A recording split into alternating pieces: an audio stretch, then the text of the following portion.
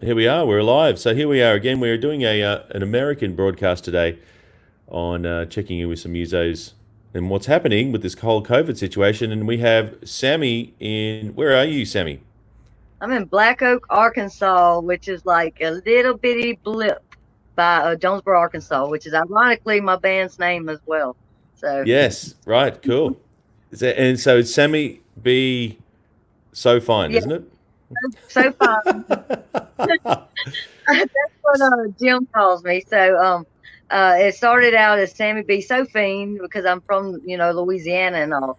But then Jim, put his spin on it. And so it is Sammy B. So Fine and Dandy, because he's Jim Dandy. So, Of course. Of uh, course. So with I'm a Shawn Lane fan, so guitar player, and Shawn Lane actually played in this band a long time ago. So it'd be good. Maybe next time we can get Jim on. So, can you maybe tell us? So, Jim is actually, for those who don't know in Australia, Jim is Black Oak, Arkansas is actually quite a big band in America, right? it is. They've been around since 1963. Really, they started as Wow. the No Adults, when they were kids, and him and Ricky Lee have been together since they were children anyway. But yeah, they started as Nobody Else, and then in 1969 they signed with Atlantic, and became Black Oak, Arkansas. So yeah, What? they've been around for a long, long time. Yeah. Wow. And how many records have they put out during that Um, time? I know over 18, so and then we just put out the new one too, so it's 19, and that's not including like the unreleased stuff that they have too as well. Of course. Of But course. but we did just finish a new album, and that was from last year, and it's called Underdog Heroes, and that was actually with Cleopatra Records, and Purple Pyramid put that one out. So that's our most Oh. recent.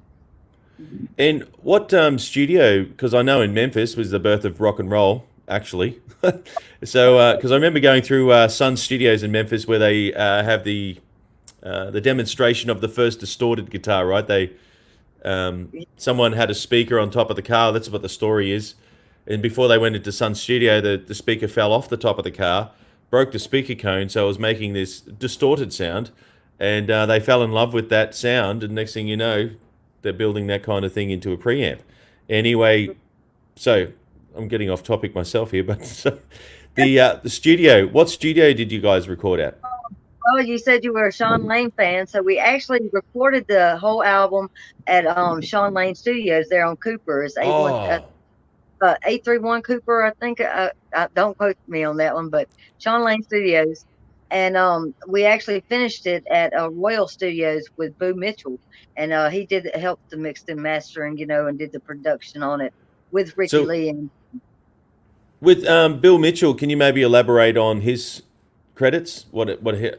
oh, but Yeah. man, Boo Mitchell goes way back in Memphis. Royal Studios has been around for a long time. His dad had it, and then Boo took it over. But if you know AC/DC Back in Black album, Boo did it. He actually, let's see, won an Emmy or it might ACDC. he actually, Mars is, I can't remember if it's his last album or the one before, and he won an award for that one as well. So yeah, Oh he's pretty. wow. Yeah, he is very famous producer himself, and Boo's a good man. So This is crazy. You know, I remember when I was in Memphis, I was playing at the Rock House Live. I did send us some invitations to other people in America to jump on. So if they jump on, they jump on. It might be a bit late for them. What time is it in America right now? right now here is at 9:25 p.m. at my PM. house. Okay. Mhm. Well, it's I don't know what time it is. I only just got up, so it's just lunchtime. So rock and roll. But I was playing at a bar, and the touring drummer for Toto was at a Monday night jam night, and I think the bass player from Starship. We Oh built this city. Yeah, like yeah, just sensational. And I think when I was, um, remember Big Boy, the harp player. I, oh I yeah, jammed with him on Beale Street. Yeah, and there yeah. was a Martin. drummer. Yeah, that's his Yeah, name. Yeah. the drummer was actually T Model Ford's grandson, and his name is Stud. Oh So wow. yeah, when I met you, I was working at Rock House Live, and I was also singing for Black Oak, but I was working at Rock House, and we had you come down to Bill Street, and you sat in with us, and it was Yeah. Sean Bad Apple and Big Boy was a Big Boy Martin Grant. He actually is in the Blues Hall of Fame now, for being a harp player. And then because he passed Really? away. Yeah, he passed away not too long after you sat in with us. Yeah, And yeah, yeah.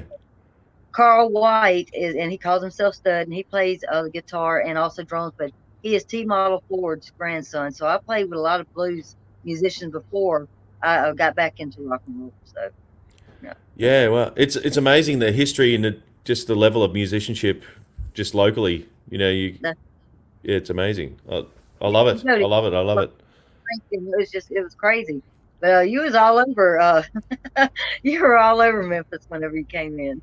Yeah, yeah, I love it. Yeah, because as soon as they know that you can play guitar, I was straight into. I got to go through the Ardent Studios and the history of that's where they did Led Zeppelin 3, and Yep.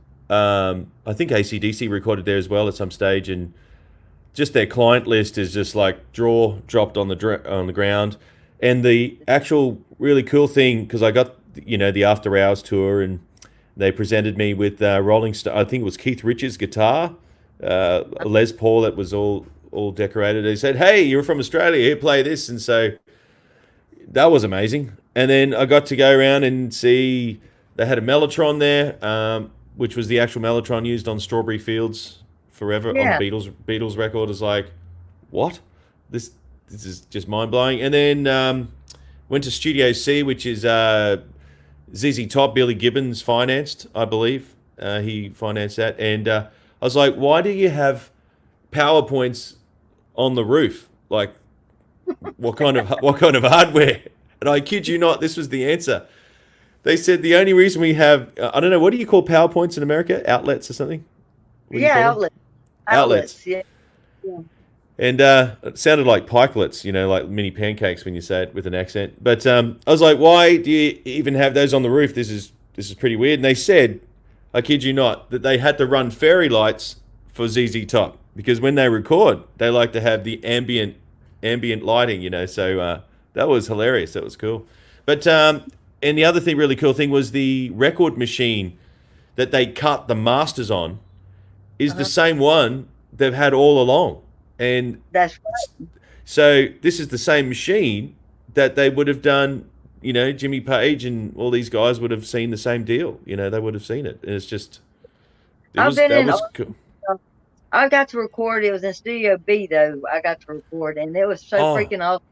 It was, to look at all of the history that's been in that building, and the same thing with going to Royal Studios or going to Shawn Lane Studios because it's got all the yeah, Shawn Lane memorabilia, and everything else, and just you walking in the building, you can feel them. So it's been a wild ride, but I mean, going into all these different places, especially in Memphis, it's just like yeah, so freaking historic. So yeah. So in Shawn Lane's studio, because I would love to go there. Just put that on a wish list one day. I'd love to do some all right. shredding there of some script. But yeah, what do they have in there? Do they have like a I don't know if you know all the geary stuff, but a big console of some descript or Well, actually, Dan Ward was the one who was recording us, and I mean, he had an amazing setup. But as far as recording wise goes, I don't know if they're still recording there 'cause they had him kind of renting the room from the owner, who is Birchfield, is who owns that. But uh, Boo Mitchell, he'd be the one I would say to go to as far as that goes. If you want to be recorded by anybody, and he's one of the best. He has yeah. everything. His rig looks like, a spaceship. Yeah, yeah, but it's amazing. Yeah, and it's funny all the pioneering that happens there because studio ways that they're doing things, like they pioneered it. A lot of them. I mean, of course, the distorted guitar was pioneered there, and there was another. I'm trying to think of the other thing I learnt. Just engineering time, but having besides the musicians. Sorry, I can't remember the other thing that I was going to say, but besides the musicians, all the technical people that live there. Like I ran into some Grammy Award winning engineers, and exactly what you just said. A couple of people that worked on your record have won prestigious awards. It's what a scene, and you just run into them at just a little bar down the road.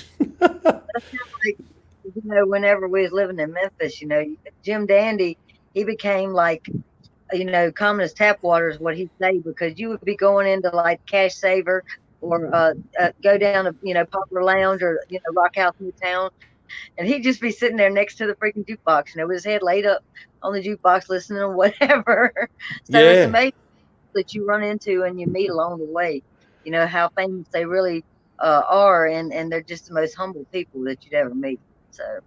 And I'm glad you mentioned Midtown there at Popular Lounge. I was with Zach when he got the lease on that venue. I was actually there the day they got the key, and I walked through the venue on the very first day before it was rebranded Rock House Live. And being a Shawn Lane fan, I watched that thing on YouTube where I think when Eric Johnson came out with Cliffs of Dover, there's a video of Shawn Lane just cutting it to pieces. And I was like, oh, that'd be so cool to play there. And I did, because that's where Shawn Lane played, was in the Poplar Lounge, which is now Rock House. Is just They had the stage was actually where they come into now to Rock House, at Poplar Lounge, and so yeah, I've seen him playing there, and it was amazing. I wish I could have seen him live, but yeah. Me too, me too. I still go out to his grave site though, and you have to give him a peanut butter cup. That's what he always ate, and you place it Oh, on his grave every time we went out there. So. wow. And do you know? Do the boys in the band still talk about Shawn Lane's playing back in the day? Oh yes. Oh my God. Johnny Bolin, he is still with us. He's our drummer, and he was also Tommy Bolin's brother. And Tommy played, of course, Deep Purple and Tommy Bolin band, and everything. The James What? Gang and all. So they talk about him, pretty regular. Ricky Lee's been with Jim, the entire time they've been together. So of course they always have great stories about Shawn Lane. And Jim said how he found him was he saw him doing flips, running up the side of the wall and just doing backward flips as he was playing. And he's like, I What? gotta have. That's how he found him. And so he went to his mom and grandma, and told them that he would take care of them and everything. And so that's how he got the permission to even go. So. Wow, it's because he was. Oh, there we go. We'll just put something. Thank you, Tony. Thank you, Tony. So, how old was Shawn Lane when he got recruited in his first professional act? He was actually 14 whenever Jim first seen him. So I think he was right around his 15th birthday. So he was fairly young. And he was with him, I know, at the time he was 16, 17 too, as Yeah, well. So he was with him for a yeah, while. yeah. I really like his concept of playing fast, and as you know, I like to play guitar fast as well. And it's like learning how to drive a sports car. Well, that's my analogy, and not that I own a sports car, but I like to go fast. But driving at thank you, Tom Atkins. But driving at speed is a different experience to driving slow. So if you want to play fast, you just have to play fast, and the rest will sort it out. Yeah, It and he was like insanely fast. I mean, even some of the fastest guitarists in the world right now cannot replicate. He's Yeah, a his music. monster. Yeah. He has a song that is on our new album right now that he played on, and they found it on an old DAT. And we Oh actually wow, cool. do to others on our new album, Underdog Heroes. Do unto others is Shawn Lane playing. Oh man, that Yeah, you're is gonna have. awesome. Awesome. So can you just say the record again? What's the name of the new record? Yes, Underdog Heroes. Like, never fear, underdogs here. That must be an American thing. But it's funny though. Yeah, right. Cool. And what track number is Shawn Lane playing on that? I want to say it's 10 or 11. It's Do Unto Others, though, is the name of the song. So don't quote me on that, but I believe it is. Oh, very good. And so you said you've actually penned a song as well that went on to the album. It's Jim wrote it, of course. It was written for a time of my life where I didn't make a lot of good decisions. And so I dated a guy, and he literally tried to kill me, as I'm trying to leave. And I mean, he's just like and that's why Oh, you always check med cabs, people. Always check them. Anyway, I told him, I was like, I think you're the devil, and he said, well, if I'm the devil, then you're the devil's daughter. And I said, well, I'm a rebel against the devil. So, oh, I had to, and wow. so that's how Devil's Daughter ended up coming about. Because Jim just found that just delightful that I'd even say that. And so henceforth, the devil's daughter was born. But I keep telling people, I'm a rebel against the devil. I'm not the devil's daughter. Uh, So it's a great, actually, sorry, what was that? I said it's a great song though. It's really a woman's empowerment song, so it's really Oh, oh, looking yeah. forward to it. So with actually songwriting, with established people in Black Oak, Arkansas, is it actually is it intimidating? Like when you present it to a band, like actually, what's the process? So you pen a song. Sorry.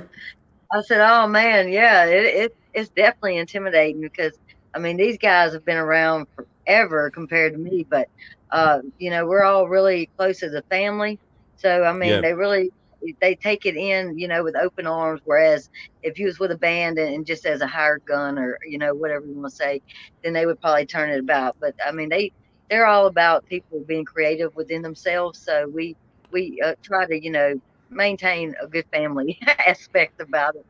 Right. So the process is you write the song and and whatever that may be, you do the lyrics and the chords, etc. And do you present it just on acoustic guitar, or do you actually record it on a device, or what do you do? Record, yeah, I try to record it as I can on an app called Velocity, actually, and it's a free thing, and I mean just to get the feel of it. Or Ricky will record a riff, on a tape recorder in his room. And be like, all right, Sammy, what do you think about this? And so we'll go from there. And so and that's the way we've been doing it for a while now. So Because I've spoken to a few engineers, very high level. I'll name drop them later, but that actual process of presenting a song, if you present it to a band with just singing and acoustically, sure, but gives them time to interrupt and say, no, no, no, no, we don't like that. And then people take it personally. But the actual process of pre-recording it and presenting it to them on, like on an iPhone or something like that, people tend to stop and listen to the whole thing. I don't know. It was just a very interesting concept on idea presentation, because as soon as you externalize it, it's not personal, right? It's right, on another device. So I thought that was actually quite clever, because there was a producer who made anyone who had an idea present it on an external device, not actually do it live. Yeah. So I was just interested, yeah, what you do with that. So going back to Jim Dandy, because he's been writing songs for a long time. What's his yeah. writing process? Are we allowed to divulge what some Man, secrets there? he is chaos. He's like chaos with a capital C. He, I'm trying to get my dog to stop barking now.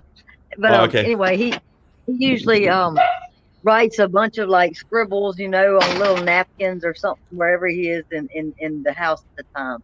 And he's like, "Oh, this is a good idea." And then he comes back, and he'll rewrite it 400 or 500 times before it is Wow. where like he has to have the lyrics just right. They have to be, and the power of the dandyism is what he calls it. That's interesting. So he actually refines lyricism. Yeah, right. That's awesome. And Because and just a question, because I'm a music educator as well. So, and I respect how much this guy's written, because if it's 19 albums over career, that's a ton of stuff. So, just the process of that, actually keep refining, refining, refining. Was that something he did? I mean, not unless you guys haven't discussed it, but is it just happened, or he he was just taught? he does it naturally. Same with Ricky Lee. Ricky Lee wrote a lot of the songs too, but he writes a lot of the music as well.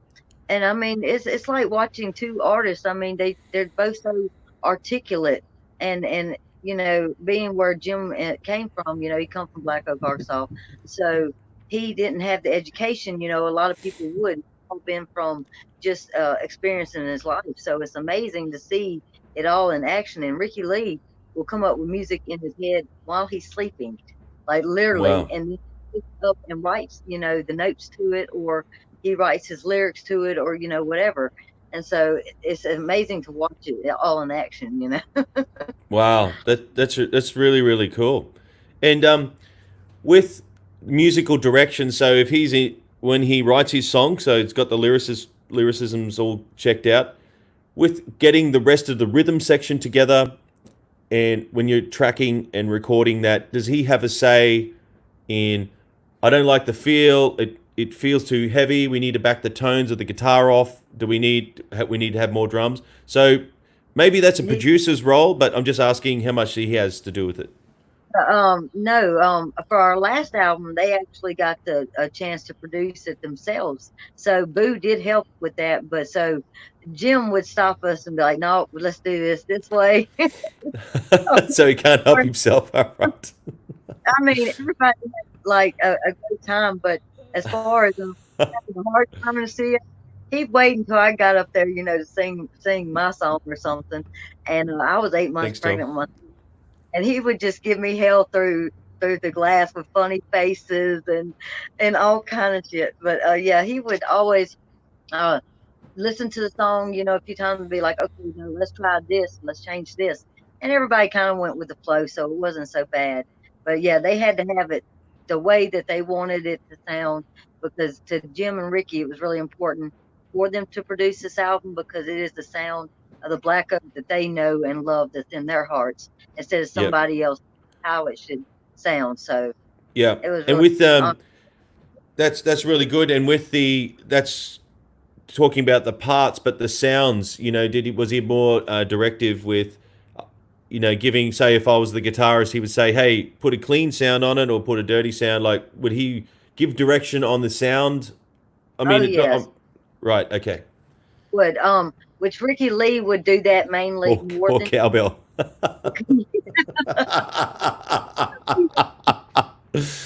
That's classic. Thanks, Dom. I love that. Christopher Walken is a man. Yeah, sorry. Yeah.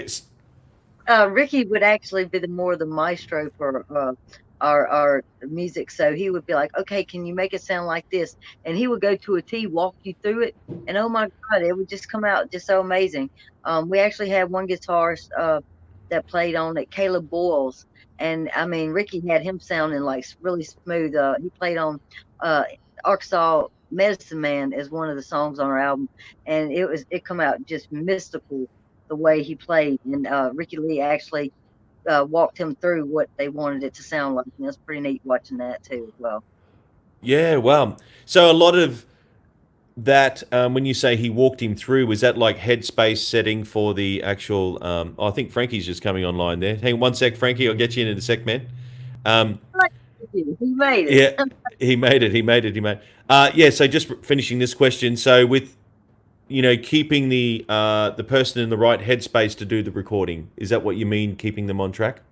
Yeah, and since he had just came in to really kind of help us out, it was more or less getting them into the heart of the song and how it should feel, or how they wanted it to feel, of course, on the recording. But being as humble as Ricky really is, he's like a big old teddy bear. I mean, just talking with him, you knew exactly what he wanted just by listening to him speak about how passionate he was about the solo in the song or what he wanted to do. And I mean, Caleb pulled it off immaculate. So wow, that's amazing. I think Frankie's gone away there, so I'll ask another question. No, he's there, but the phone's pointing at the light, so I won't put that on just yet. Looks like Dark Side of the Moon. There's a big moon on there.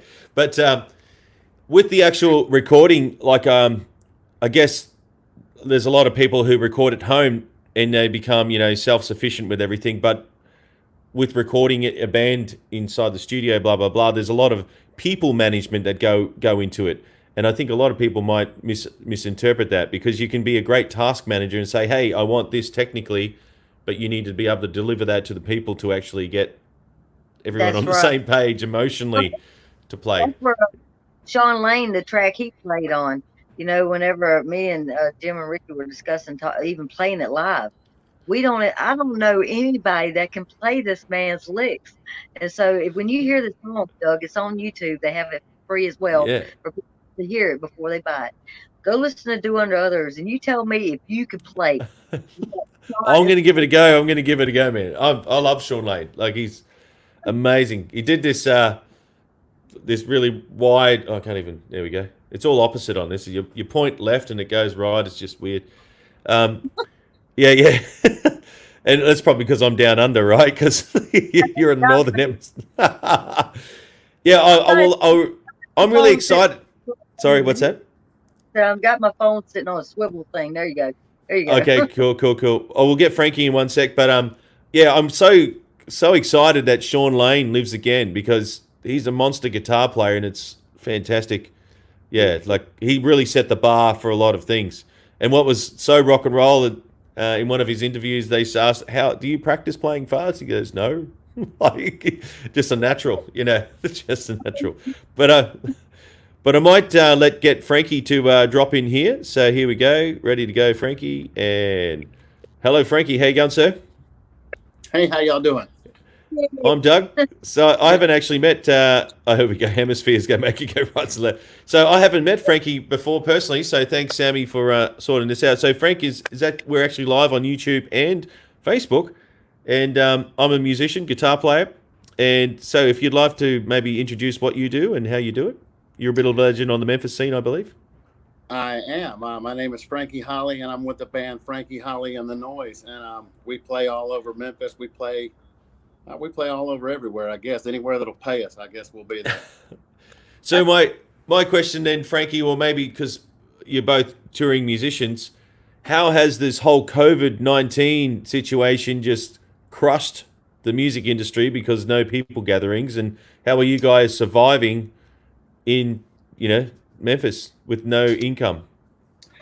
Well, it's definitely taken a toll on a bunch of people that I personally know, especially the ones that play on a regular basis. Yeah, it took a big toll on a bunch of people. It did our band especially. I mean, we're one of those groups that like to play 3 or 4 times a week, and you add that up for 2 months being off, and that adds up quick. Right. So are you doing something else to keep the money going in? Yeah, I'm doing something else. I'm actually the owner of a company called Extreme Clean. So Yeah, right. I take care of vacant homes. I'm not doing too much in houses that people are in because of the whole COVID-19 Yeah, right. I'm lucky I get to go in vacant homes for real estate agents, so I get a little bit going on, but it's still, I miss the shows. The shows is what I live for, and being on stage is what I live for, and if I can't, you pull that from me, and it's just like any of us. You pull that from any of us, and it kills our hearts. And yeah, Sammy, what do you say about that? Like, are you missing what's been happening? I love being home with my baby boy, but I'm telling you, I miss being on stage. I miss being out there. You can write as many songs as you want, but not being around people that you care about, and not being able to socialize at all, that can kind of kill the spirit of a musician really quick. Right. Or maybe if we reflect on rock and roll stories, Frankie, you want to go first? Do you have a funny rock and roll story that's happened on stage? A funny rock and roll story that happened on stage, like something that happened to me. Yeah, sure. Or just something in general. Maybe both. One night, I've got a ton of those stories actually. One night we was playing at a club downtown called Red Rooster, and Red Rooster's no longer open. But we got shops over here called Red Rooster. What's it? It was a real cool place. The owners were super friendly. They fed us alcohol all night, which was even better. But anyway, at one point I ran off the stage, and I was out in the audience playing my guitar. I was up on a table, and then I jumped off the table and ran back toward the stage. And whenever I went around the corner to go up on the stage, there was a couch there on the couch to jump up on the stage, and the whole couch slid out from under me, and I did a dive roll onto the stage for everyone. It was fun. Wow, commando roll. That's cool. Yeah. And what about I never missed a beat though. That cool part was I didn't scratch my guitar, and I never missed a beat. And what if you wouldn't have been there to see it when it happened, you would have just missed it. Oh, it was fun. And what about you, Sam? I thank Jägermeister for that. Oh, right. And what about you, Sam? Do you have any rock and roll stories? Well, I'm gonna say I've got a lot of them. I mean, being on tour with Black Oak is like being in a Monty Python movie at all times. Okay. That's fun. Okay. So this particular night though in question, so everybody was half drunk on stage, of course, but I don't drink on stage, so I was doing very well. Anyway, so Tim, reaches over and grabs my towel to dab his face and all, and puts the towel behind me on the drum riser. And as I go to grab my towel to blot my face, and I'm sweating because if you've ever seen our show, it's like I'm all over the stage. Okay, I don't Right. pick one. I'm everywhere. So anyway, I go to grab this towel and I go to blot my face and I feel something really hard inside. What ended up happening is he put his teeth into my towel. Oh. So his false teeth in my towel. He grabs them and then proceeds to be like an alien across the stage, putting them in his hand and harassed everybody on stage with it. Okay. And as he did so, I almost fell off the stage, and me about being the drunk one, and it was like a 40-foot drop. So it would have been horrible. Oh, how much? It would have been bad. Yeah. How high was the stage? How high was the stage? It was 40 by 60, or a huge freaking festival stage. Big drop. I don't understand that. I need that in meters. Look, I don't do meters. It's a big stage. That's well, I think for me, probably a rock and roll story is. Oh, that's right. I was doing a Rage Against the Machine tribute, and I was pretending to be Tom Morello, clearly. But we're on the tour with the Australian Rage Against the Machine show in a town called Mackay, and hired in all this crew and had these big speakers up. And we started off, the first song we started off with Bulls on Parade. So, the first riff, da-da, da-da, da-da, and this dude climbs up the speaker stack and falls off and brings the, thanks, 12 meters. Someone just converted it. Thank you. Thank you. That's he can spell my name too. Yeah, so rock and roll story. So first song, we didn't even get like 16 bars in, and someone's already crushed the PA. So anyway, we had to stop the show, put the PA back together, and then just before I start, I've never had any transmission issues, like interference, and then all of a sudden I get this Indian radio station broadcasting through my amplifier, and that was like the whole night. So it was pretty embarrassing. Yeah, but anyway, back to Frankie. What else? What other things what kind of clubs or other tours that you've done around the States? And actually, maybe if you want to explain the genre of music you play as well. We're actually a rock and country, like a mixture of rock and country, but mostly country. I've played with Jason Aldean a couple times. I've done a few shows with Colt Ford, Craig Morgan, Rhett Akins, Josh Grayson, just to name a few. I could probably go on, but can name drop. Why? Yep, cool. That's good. That's good. We love what we do, and we love what we do, and we have a good time doing it. And we invite and encourage everyone to come out and check out one of our shows. We'd love to see your face. Yeah, that's good. And what about yourself, Sam? What with Black Oak, Arkansas? What other big names have you guys done gigs with? Oh Lord, man, we've been with everybody. From Leonard Skinner to Foghat, Molly Hatchet. You name it, and we've done a gig with them. They've been AC/DC, Aerosmith, Zeppelin. I was lucky. I got Sammy on my stage once or twice. Yeah. Oh, very good. Yeah. Wow. How cool is that? Yeah. So where did they do the bill when they played with Zeppelin? Do you remember what town that was in? Remember now? Oh God, no, I can't remember. Don't even give me a line. Okay, I have to go through all the flyers. But I've got flyers. I will find it though for you. Yeah, no, I'm very interested. But it's funny, Sorry, you go. I said the best one though had to be the Leonard Skinner and Blackfoot show we played in 2016, and that was at the Providence Amphitheater, and it was 18,000 people out there for that one. It was amazing. Yeah, wow, that's amazing. Yeah, that's sensational. And Frankie, what about your gear? What kind of gear? So, do you guys get to still play loud in the clubs in Memphis, or is there like decibel limits that you have to be nice and soft? Well, you know what? The thing is they do try to control your volume at a lot of these clubs, but I'm one of these rebel bands that I won't let you control my volume. I turn it up. If I think for 1 second that you're not listening to us, we crank that shit up. Wow, because a lot of the bars. 100 decibels. You know that, Frankie. We'll crank it up, dude. Hey, you would think Skid Row was playing in the club. Oh wow, Loud. That's a. Is, I'm just kidding. We are loud, but we're not like ear piercing loud. But all of our stuff is all powered Mackie stuff. It's all nice sounding, very clear.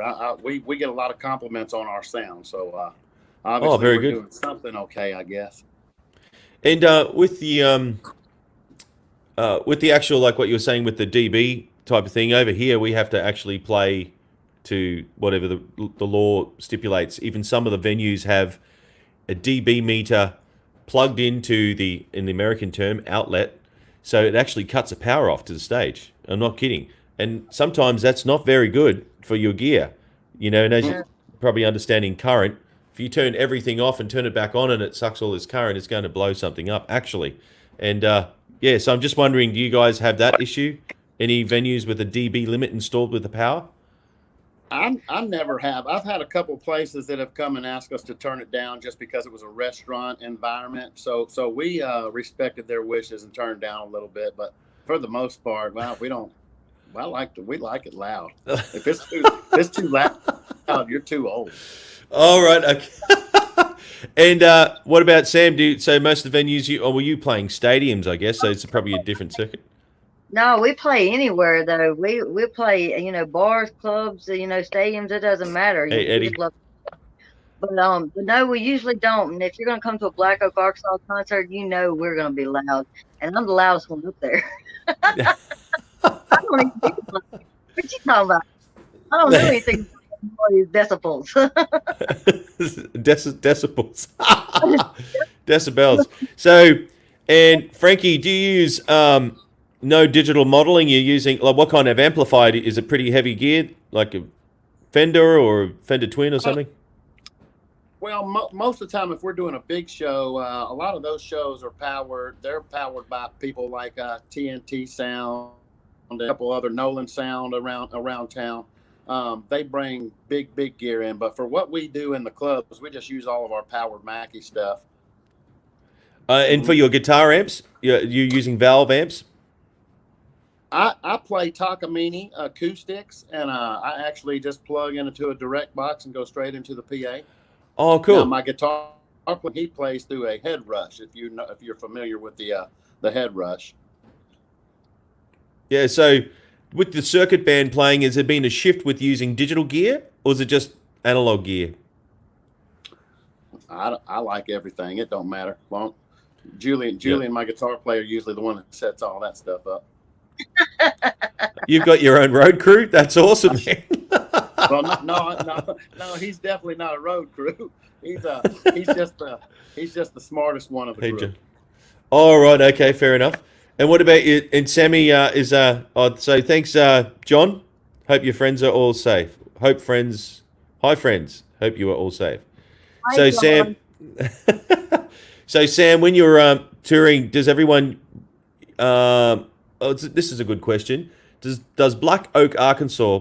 Do they take their own amplifiers on the road, or do you like rent a Marshall, or I don't know what you? If we do, if we have to, but usually no, we have a rider, and usually our backline is provided, so we don't have to carry so much. Like we get the 3 Marshall 100 watts, for the guitars, and we'll get an orange or Ampeg freaking bass rig, and we usually get a Pearl drum set, so usually we don't have to take anything with us. We can just plug and play. Now if it's a smaller club, of course, though, we will bring our own stuff in, but they provide all the lights and the sound for us, so we don't have to bring our sound in. And when you tour, do you have like a tour bus, or do you actually like hire a bus or something? Or? We did have a tour bus, and actually it broke down so many times that we just had to and so, exactly. I sold it to a fan actually out of Dallas, Texas, and he bought it, and he left all the original Black Oak stuff on there, so I thought that was pretty cool. Other than that, we usually rent one, or we rent one of the American RVs from American or Cruise America. is what it's called, and we actually rent one of them because you can go over any bridge. Of course, with this being a recreational vehicle, if you come over anything too big with a bus or something, it can detour us even getting to sound check on time. So, Oh wow, that's actually a very good point. So if you actually use a heavy vehicle, that will dictate the route that you take. Wow. like we did in New York, we was heading to New York, and we was fixing to go over this kind of double decker bridge, and they were actually going to turn us around and make us go back, which would have took 45 minutes out of our time, which would have made us late sound check, and they would have dropped our pay. We done drove all this way. So we had an RV, and because we had a family recreational vehicle, you didn't have to have a special license to drive it. They actually let us through. So we didn't Wow. have any, and it was actually the cheapest route that we found, by far. Wow. That's cool. And Yeah. and what about yourself, Frankie? How do you get around town with all your gear? We just rent anytime that a bus is one. That way, whenever I'm done with it, I turn it in. I don't have to pay the insurance or the note. I don't know what the note means. So I don't know what. The bill. We don't have The to bill- pay the monthly bill on it. Oh right, okay. The registration. Yeah, right. New terminology, man. Australian. Got no idea. So we save the bills for someone else. okay.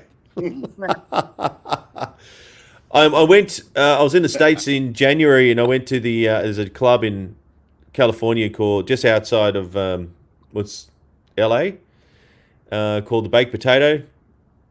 Do you know the Baked Potato? It's a jazz club. I don't know if you know. Anyway, Danny Carey from Tool was playing, and yes, he plays heavy music, and I think he just won some like Grammy Awards, didn't he? With that just recently. Anyway, what was really cool, he was playing in this band. I think it was the Jim something band.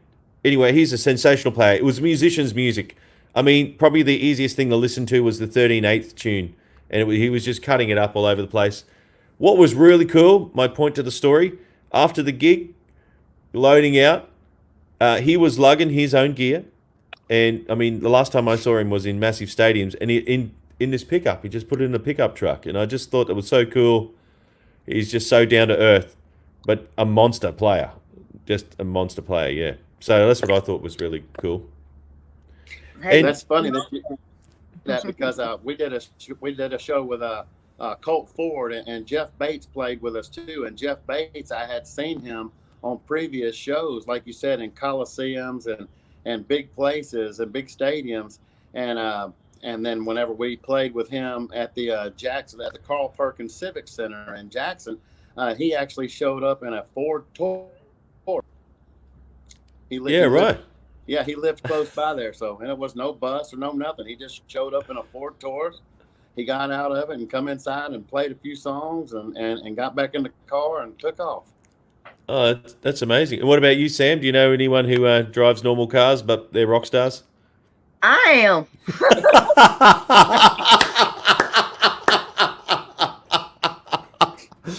Oh, at least you're honest. That is so funny. I'll drive my Mitsubishi Endeavor to our shows and we'll have a ride, and I pile every one of our band members into my vehicle and put everything on top of it, and we go. Oh, there we go. We do. And I guess that's reality, right? Because traveling to all these shows, because in America you get to do that a lot because you've got dense population. It's a cost, right? So why are you going to burn so much money on, traveling? That's What's true. what's Yeah. that slogan that says a musician puts $5,000 worth of gear in a $500 car to go and play a $50 gig? Yeah, so That's right. That's right. That's Or true. $11. so maybe the last question then, just before we wrap it up. Do you guys have any advice on what people can do as fellow musicians? Because this is what this chat's about. Is what can they do to keep their chops up in the downtime, or any motivation? Maybe if you go first, Frankie. Do you have any ideas? I would, are you talking about just something to do, like things to make money, or things to just keep your mind off of it? Yeah, mental health. Just like not getting down and out about it. mental health, I would just tell everyone to stay mentally as strong as you can, stay healthy, wash your hands, keep your hands off your face. Too late. Stay 6 feet away from people if you can. I see you, Sammy. I personally, I just ride my Harley all day. I go ride in the backwoods and I stay way away from everybody. That's a matter of fact, I would have come in earlier on this conversation, but I was out riding, and whenever I got home, I got a message from Sammy there saying, "Come join us." What Harley do you have? I've got a 2020 Street Glide. Oh wow! I got a Fat Bob. I love it. I love riding. It's awesome. It's awesome. And what about you, Sam? What any suggestions you have? Well, the only thing I suggest, just my own personal experience, find you something that you love to do as a hobby, even if you're not a musician. Plant a garden, plant a tree, plant one flower, even just something that makes our world a little bit of a better place. After all this is said and done, we've all been kind of leaning on each other. Everybody's going to be flooding all of the businesses again. Yes. But if we can just do something to spread a little bit of light in this world to make it a little bit better for when this is all over with. So just find a hobby to do. With everything like it is and everybody being off, nobody has a reason to have a dirty yard or a dirty house. My 2-year-old son, okay? That's all I'm saying. Cool. All right. Well, thank you both for your time, and I know it's getting late there in America, but thank you for Gay Crash. But hopefully we can maybe do this again soon. But that's awesome about the Shawn Lane comments, because I'm a Shawn Lane fan, and we'll maybe talk more about recording. You said. I hate to interrupt you. You said in America. Where are you at? I'm in Australia. I'm in Brisbane, Australia. People ask me all the time if I have kangaroos in the backyard, and I say no, they're actually in the front yard. But it's a true story. That's awesome. It is, yeah. What time is it in Australia right this second? Right this second is 1:08 p.m. on the eastern side. So just after lunch, and this is, and I'm on Thursday. This is Thursday today. And this is Wednesday here. We're in the past. We're in the past, Frankie. Well, when I go to America, I get to have my day again. So when I fly to LA, I can start my day over again. Yeah. But anyway, true story. But lovely to meet you all. And we'll, someone's just put her here. Record. Excellent. And yeah, I will do this again soon, but thank you both for your time. If you just want to stay on for a sec, and we'll wave and see everyone off, and I'll speak to you again very shortly. Thank you for